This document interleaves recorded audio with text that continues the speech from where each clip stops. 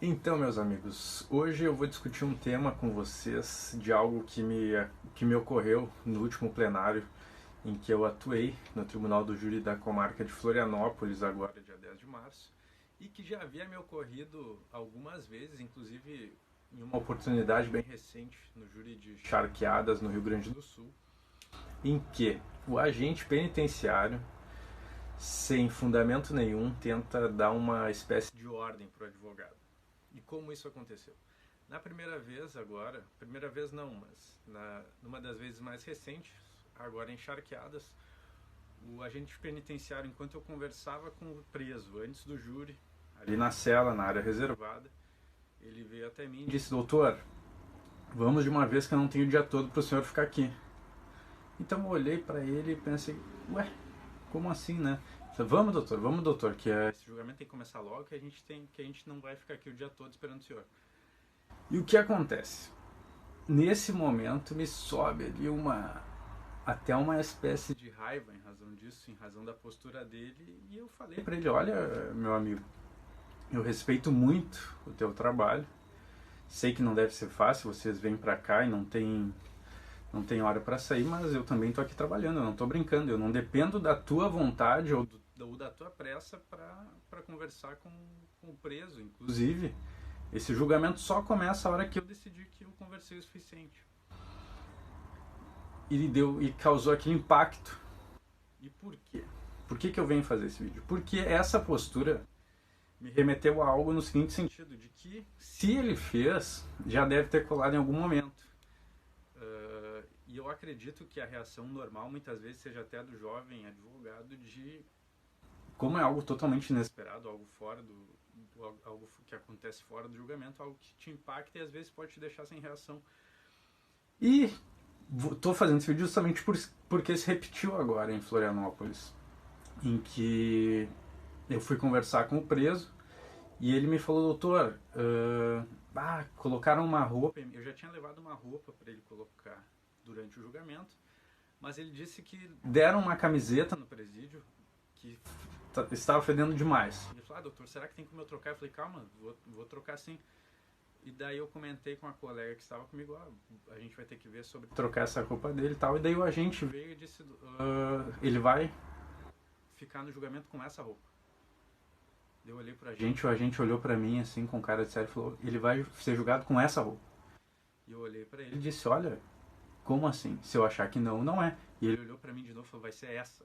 É essa roupa aqui que ele vai ser julgado.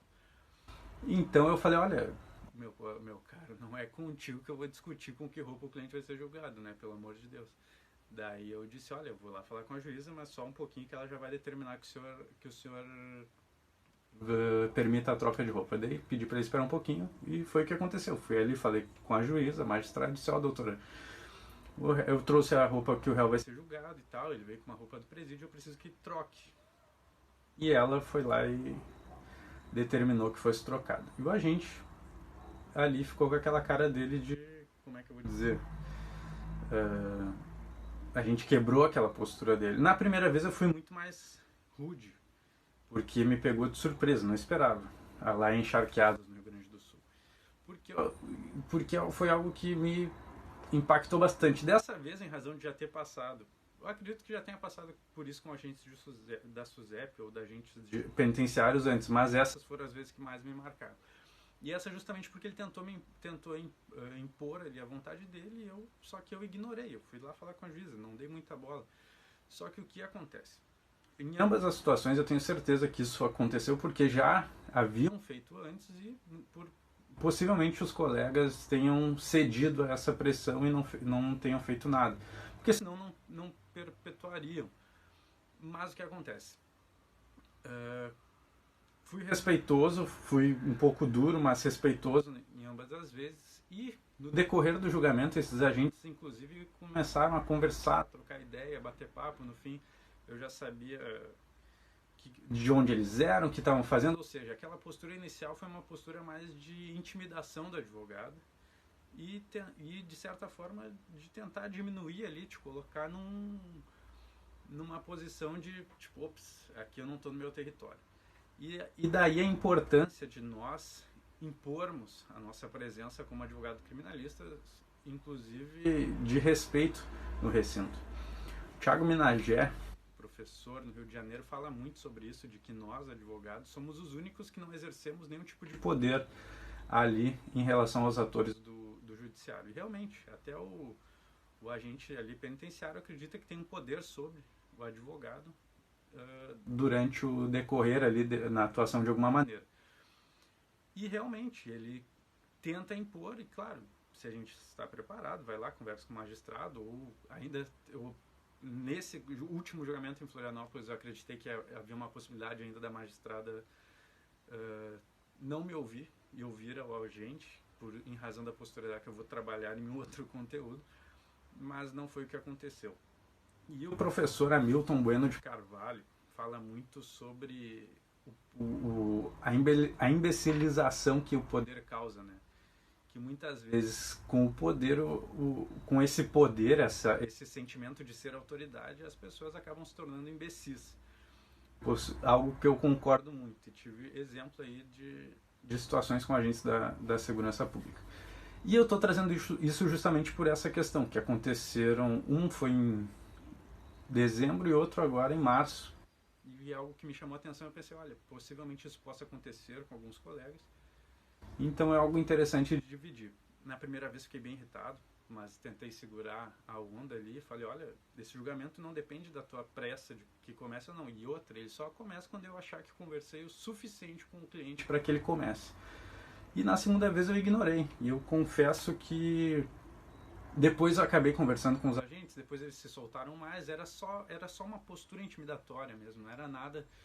Mas, de repente, o modo como eu reagisse poderia dar a eles uma expectativa de que eles estavam no controle até da minha postura ali em plenário. Muito estranho isso.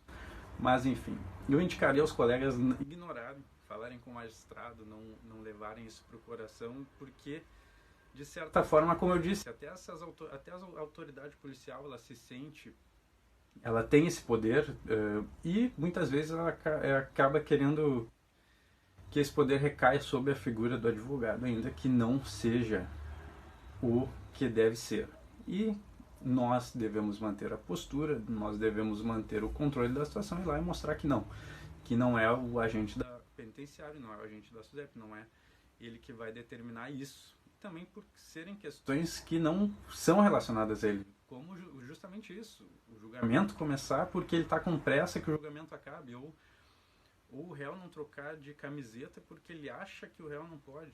Questões totalmente absurdas que afrontam ali o exercício da advocacia. E eu digo que afrontam justamente por quê? No primeiro momento, porque nós, advogados, só podemos entrar em plenário depois de ter tudo alinhado com o cliente. E no segundo momento, porque a gente sabe que no tribunal do júri o julgamento não é só daquilo que a gente fala, mas daquilo que a gente apresenta, daquilo que é visto pelos jurados. E a figura do réu tem que ser vista de maneira a... Como é que eu vou dizer? Todos os elementos visuais têm que beneficiar o réu. Se a camisa dele não está de acordo com o que a gente acha que tem que estar, a gente tem que ir lá e dizer que não está, e não é o agente que vai dizer que não. Ok? Então, aí algumas experiências que eu divido com os colegas, espero que tenham gostado, e me deem a opinião de vocês a respeito disso. Já passaram por alguma situação de truculência aí com agente penitenciário, agente de segurança pública? Bom, se a gente for falar de polícia, é muito mais comum, né, o advogado ter sofrido, mas em relação aos agentes ali que fazem a custódia do réu durante o julgamento no júri, é algo talvez que não seja tão discutido, mas que acontece. Então, me deixem a opinião de vocês aí, uma boa noite para todo mundo.